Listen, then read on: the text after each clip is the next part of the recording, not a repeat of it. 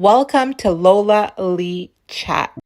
Hey everyone, how you guys doing? Welcome to my channel. So Blueface mom Karlissa was on Instagram Live checking in with her fans and getting feedback on the first episode of her show, Aunt T Podcast, which is on the Zeus Network. It premiered last night, July 7th, 2024. She was talking about people that were talking over everybody. She said all the ladies were trying to fight for their spot. She said Tokyo Toni wanted it to be the Tokyo show, and that was very evident. And that's why she's doing her own podcast. She said some people are thirsty and jealous, but she went into the experience thinking they could really make something of this. So some of you may already know, but I did a recap review of the episode. So I'll put a link in my description if you already haven't seen it, but definitely go check it out. So let's listen to what Karlissa had to say. Hey, you love the show? Good. That's what I was hopping on here to see. We'll get some feedback. What y'all was thinking about the show? Girl, I love the Aunt podcast. Oh my gosh. What was y'all really thinking about the show? I watched that shit last night like this about to go. This was some good ass shit. Now, just so y'all know, we was all kind of feeling ourselves at the beginning. So I know it looked like we couldn't, people was talking over people. Everybody was trying to feel themselves. You see, I was really just trying to see what was going on, but I'm gonna give everybody their credit. It got a little bit better, and then it went down again, it went up again, so it's gonna be a roller coaster. I felt like, all the ladies was trying to fight for their spot and didn't really realize that we was a team, and I kept trying to remind them, do you see, we could be like the Breakfast Club, this shit could really go, because the people that came onto the podcast really had a good fucking time. They felt like they was under the hot seat. They felt like they was, you know what I'm saying? They felt like the roller coaster within themselves. I could see some of them sweating, some of them kind of nervous. I would be a little shook if I went on a podcast with three crazy old bitches and they drinking and sipping and having a good time. And you know what I'm saying? So shout out to all the people that sat through all the interviews without really acting, like a total asshole, and really just having a good time answering the questions. Game was on point. He gave it back. We gave it to him. He gave it back. He answered some good ass questions. He talked his shit. We talked our shit. So I think overall, Game did a really good job. So I'm going to go ahead and give him his flowers. Now, it's going to be some people that come on there that I'm going to tell you that motherfucker shouldn't be on another interview, okay? If you can't sit down with three old bitches, three old aunties, honey, you know how to sit down with your auntie and lie with a straight face. Come on now. Some people can't do that. Them the people you got to watch out for.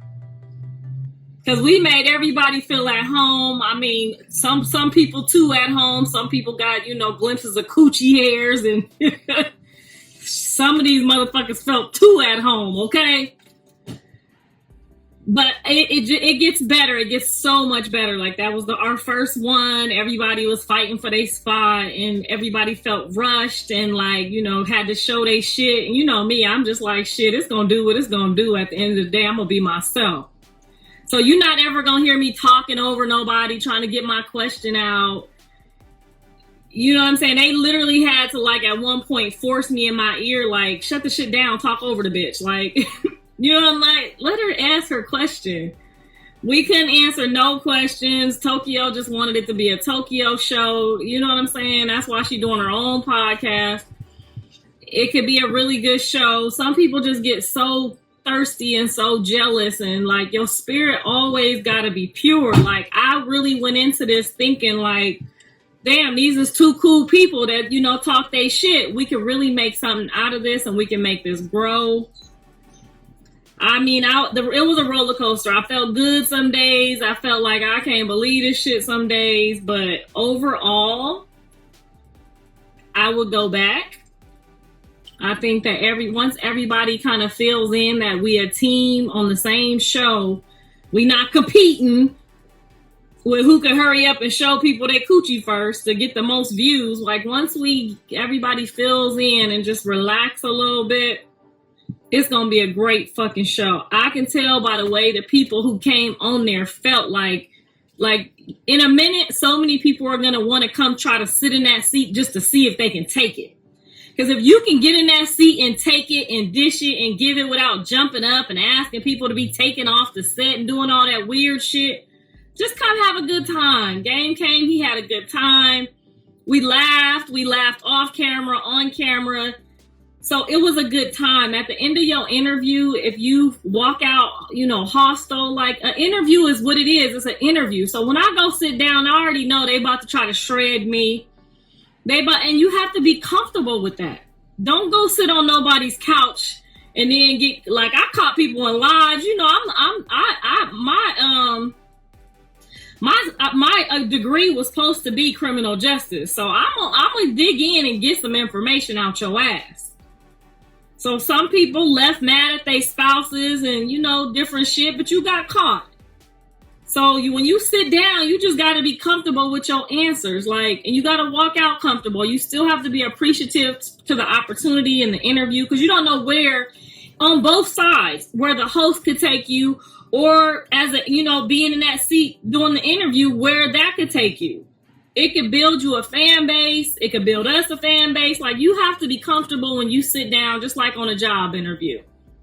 Now, if you go on a job interview and them motherfuckers ask you if you tell them, yeah, you probably ain't gonna get the job.